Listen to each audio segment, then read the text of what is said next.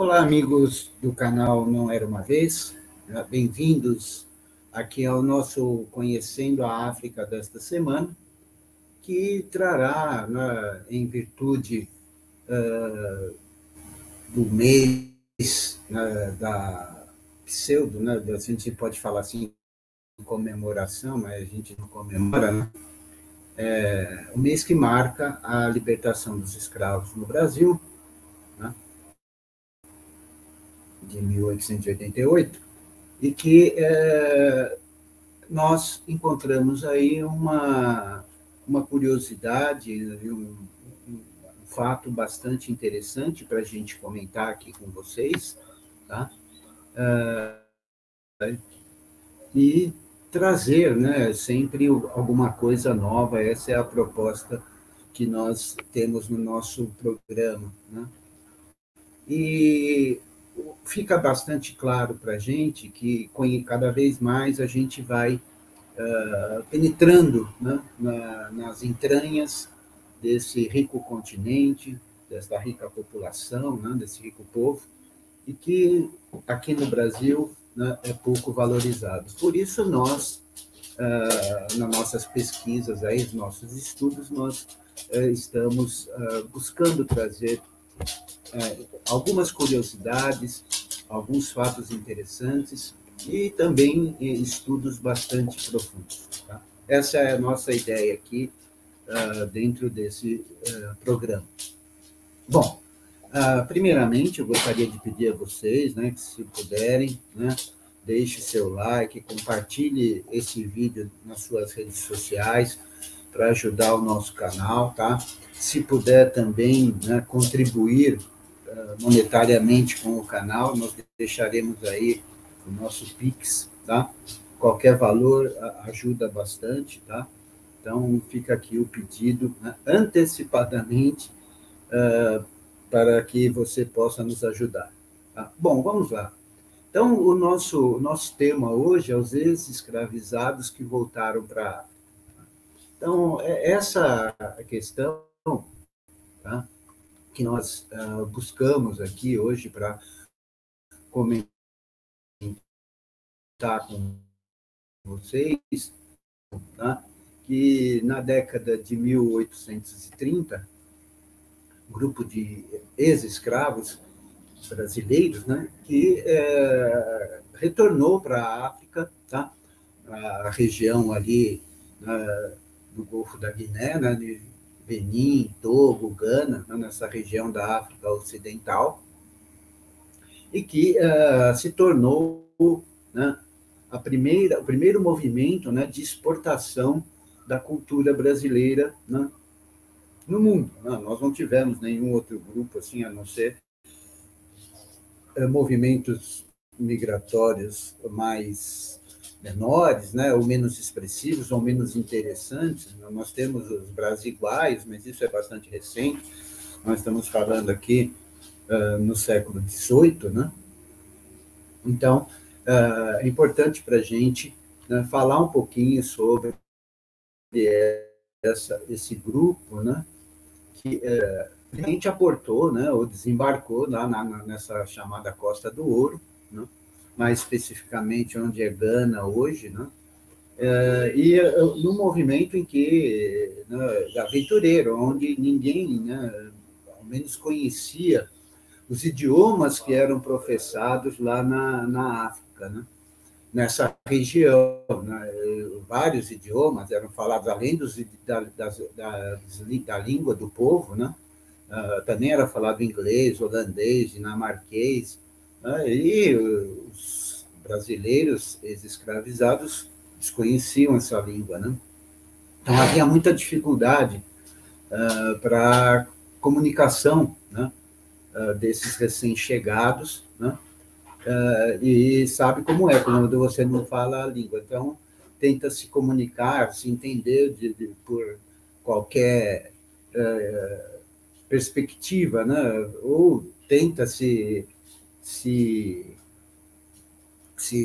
pegar por alguma palavra mais ou menos conhecida, que tem alguma proximidade ou latina, né? Então, a gente tenta entender. Então, o que acontecia? Os esse povo, sempre que tentava se comunicar, sempre usava, né, para concluir ou para finalizar qualquer conversa, né, a expressão está bom, né?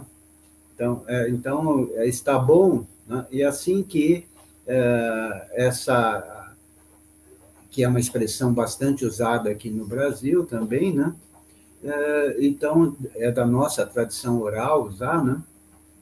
Então, para dar fim a essas conversas, essa expressão acabou se transformando no tá bom, e virou o nome, né, desse povo que vive lá em Gana, na costa oeste africana. Então, os tabons, né? Então, é uma questão bastante interessante, né? Porque marcou, né? E marca até hoje, tá?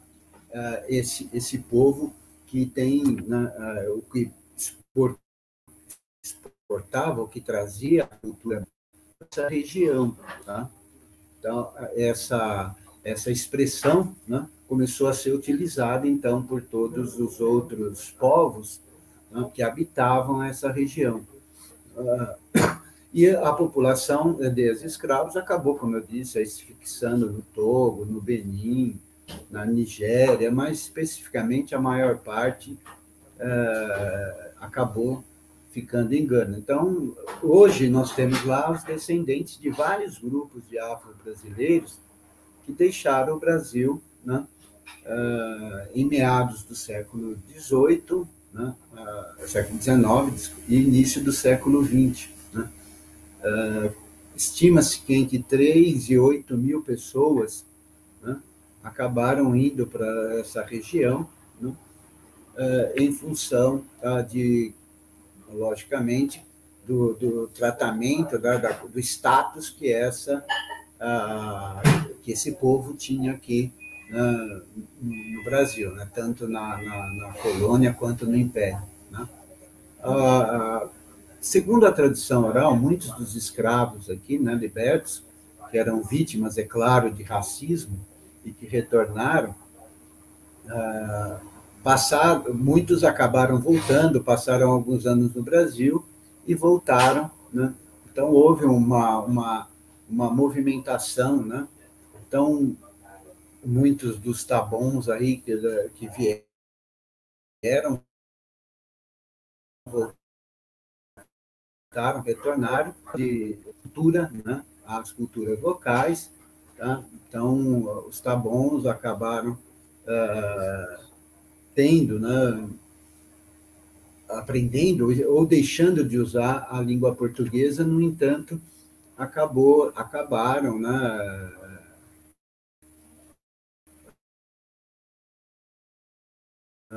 trazendo, né, questões na, na alimentação, na religião, né, os tabons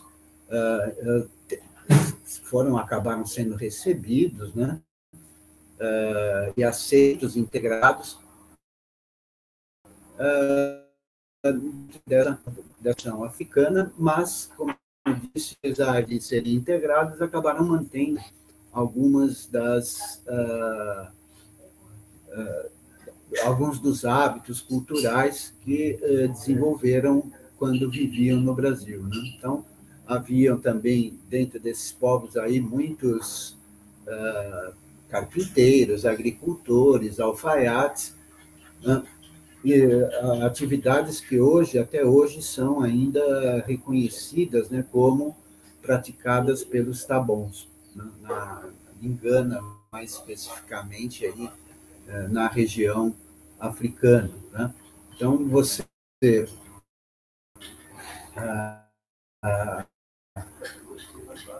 tem,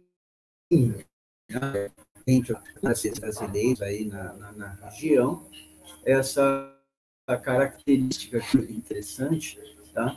Porque você tem um povo de origem brasileira, né? Então não se esperava isso, né? A existência disso, mas você tem em Acre, né, capital ticana, você tem lá até a Brasil House, né, que é um centro, né, de união, né, de reconhecimento, de reuniões entre desses povos ali na capital de Gana, onde está a maior parte dessa população. Então, veja aí, depois de tanto tempo, né, da chegada dos brasileiros lá, né, e da assimilação da cultura, como eu disse, já não falam português, mas a questão é que a importância da cultura, né, a força que a cultura tem nos grupos, né, manteve, né, a unidade, manteve a tradição, manteve a descendência, né, desses valores culturais, né? Então, embora hoje ganeses, né, eles têm, como eu disse, né, uma cultura afro-brasileira, né? Então, os grupos brasileiros acabaram procurando manter essa tradição, né, transmitindo, né, para gerações através de uma liderança, né, que se formou, principalmente nessa região, né, e que acabou mantendo as tradições culturais, por exemplo, a autoridade responsável pelos funerais, até hoje, né, nas cerimônias, estão relacionados a Xangu, né, ou seja, né, uma tradição religiosa, né, que marcou bastante essa questão, tá? Dentro dos na Afro especificamente. Né? É importante, gente, então, destacar, né, essa comunidade que floresceu nos arredores de Gana, né, que ainda existe, né, já não é tão numerosa, né, algumas famílias ainda carregam o sobrenome luso-brasileiro, e esses grupos, né, ainda, como eu disse, vem mantendo essa tradição. Então, é bastante rico para nós, tá, poder saber que comunidades, né, dentro desse país, ou dentro da África, que procura, né, garantir mais a presença, tá, ou a existência da cultura brasileira, né, dentro da África. E essa população, né, como eu disse, são os tabons. Né? Então, tá bom, então. Né? Era isso que eu tinha para comentar com vocês, né? Para trazer de curiosidade no nosso Conhecendo a África de hoje. E espero que vocês tenham gostado, tá, desse tema, né, nesse mês que marca a libertação dos escravos no dia 13 de maio. Era isso. Até o nosso próximo vídeo. E aí, gostou desse vídeo? Se sim, tá? Deixe seu like, inscreva-se no canal, tá? Compartilhe nas suas redes sociais para ajudar a divulgar o nosso trabalho. Tá? Se quiser, tá? Também pode contribuir, tá? Na nossa chave Pix com qualquer valor que desejar. Isso vai ajudar ainda mais para que possamos gravar vídeos como esse, ok? Obrigado.